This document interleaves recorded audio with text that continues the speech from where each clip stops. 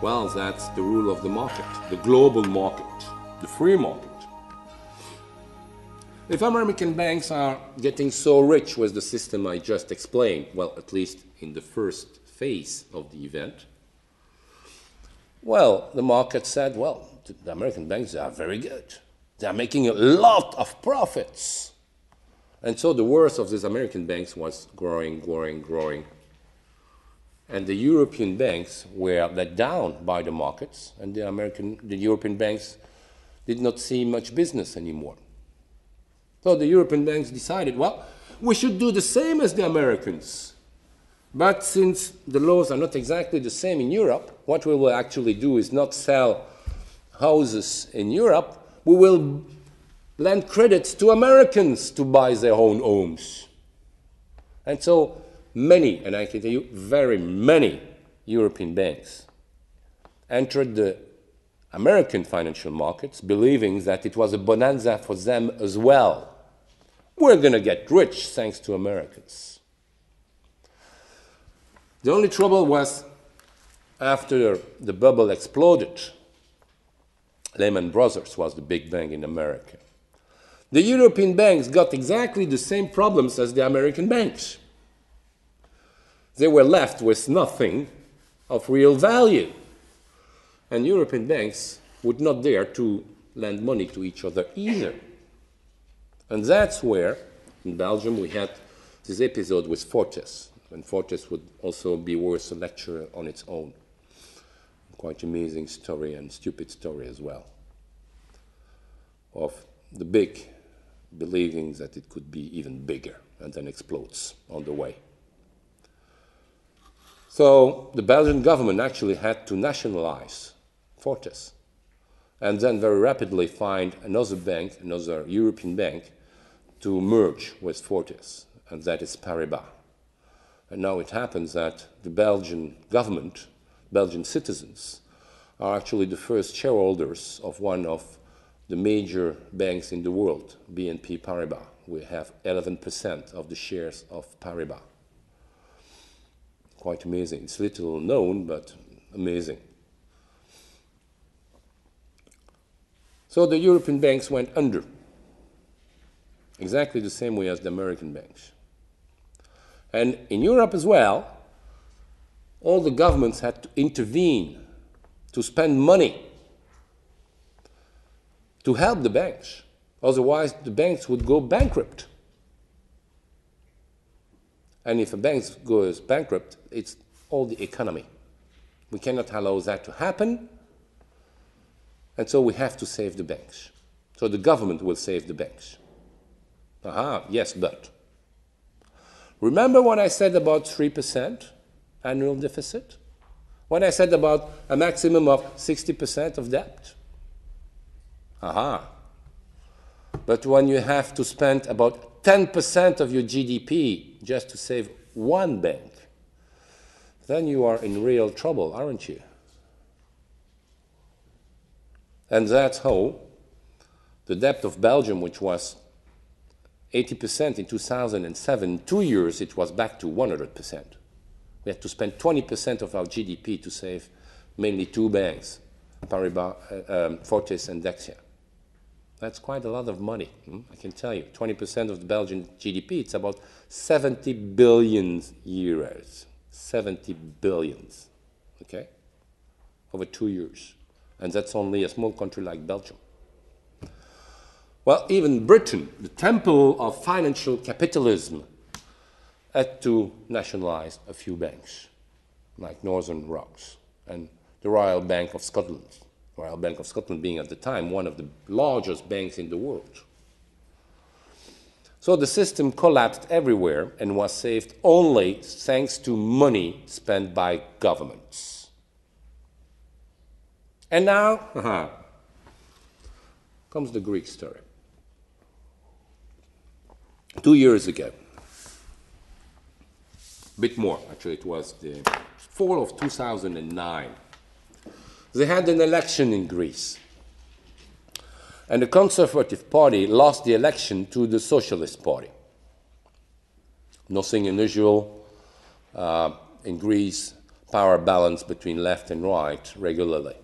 It's a democratic process.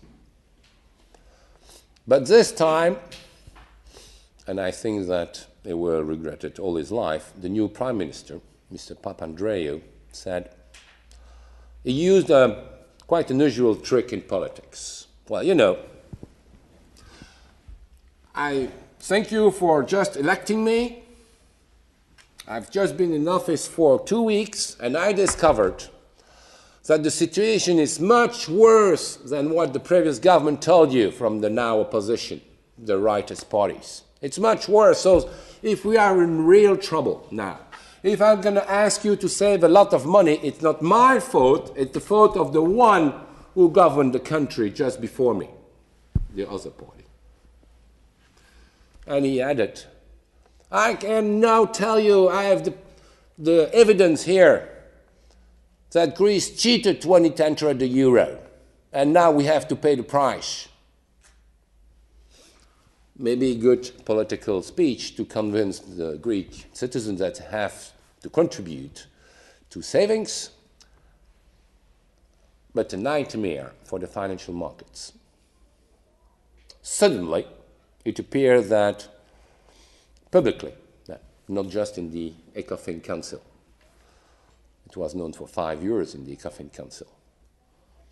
Suddenly it appeared publicly on the financial markets that the real Greek debt was much higher than it was supposed to be. And the financial markets, being very rational, said, well, the value of this Greek debt, very bad money. I don't want it anymore because they cheat, they lie. I don't want that Greek debt anymore.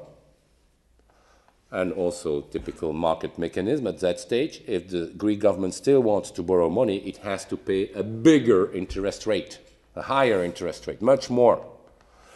Instead of paying 4% to get some money from the market, it has to pay 10% to convince that, yes, you know, I'm serious, but I understand there is a bigger risk now, you deserve 10% interest.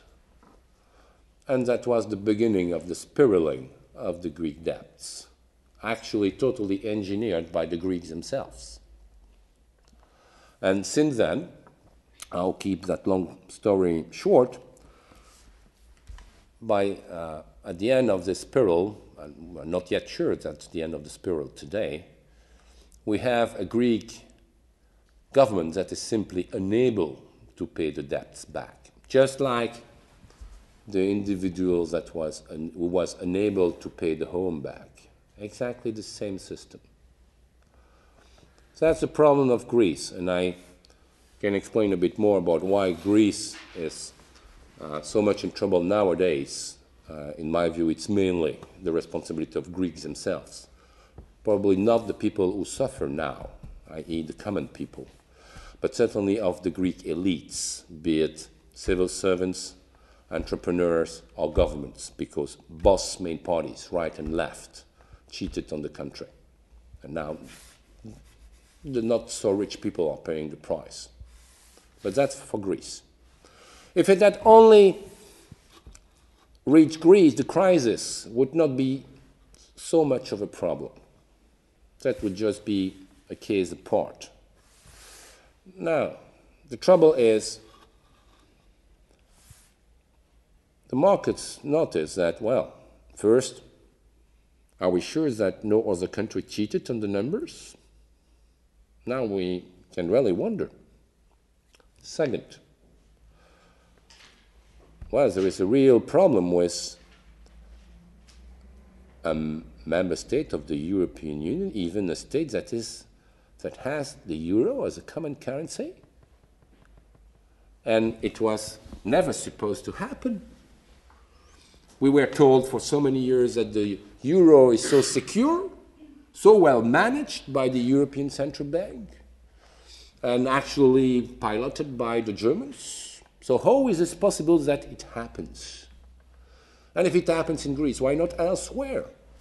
So let's have a closer look at the situation of other countries in the Eurozone. and they rapidly found a spot. They noticed that the situation in Ireland was exactly the same as in America. The price of houses had gone up, up, up, up, up, suddenly boom. And the banking system collapsed, totally collapsed. The price of homes in Ireland now is about 60% of what it used to be. And the biggest, largest Irish bank was nationalized, and Ireland, which was a country with the lowest debt ratio before the crisis, is now one of the countries with the highest debt ratio because they had to pay for the debts of the banks. And the market said, well, yes, this was caused by the banks, but that's not my problem. What I see is that you, Irish government, you're terribly indebted and you're simply unable to pay back. So actually, you're just like Greece. And so the interest rates for the Irish government went up, up, up, up, to the point where the Irish government was strangled and had to call on the EU to help, and the IMF. And just a few months later, too bad. We spot a third case, Portugal. The problem is different. Portugal, maybe they did not cheat like the Greeks, maybe they did not have a housing boom like the Irish, but the economy is bad. It's a country with no growth, no economic growth, no competitiveness, no solid economy. So even if their debt is lower, how could they think they will be able to repay their money? And so the financial market kept asking higher and higher interest rates to buy Portuguese debt. At the end, the Portuguese government was also strangled. Oh, no money anymore. I need to call in the EU and the IMF. And so now you have the explanation for the three bailed countries still under close scrutiny. And I will stop in 2 minutes so that we can discuss these issues, really passionate issues in my view. With the final paradox of this crisis. So if since 2008 all European states are heavily indebted, it's because they had to save the banks, okay? Yet now the financial markets punish the governments because they are so indebted. So it's a bit like a snake eating its own end of the body. It's a very strange crisis, but there are also interesting political elements in this crisis, not just the fact that we now face the consequence of not having a political union, so no European government able to do anything like the American government did. So now we can be sure that the American banking sector is saved, whereas we are not yet sure in Europe.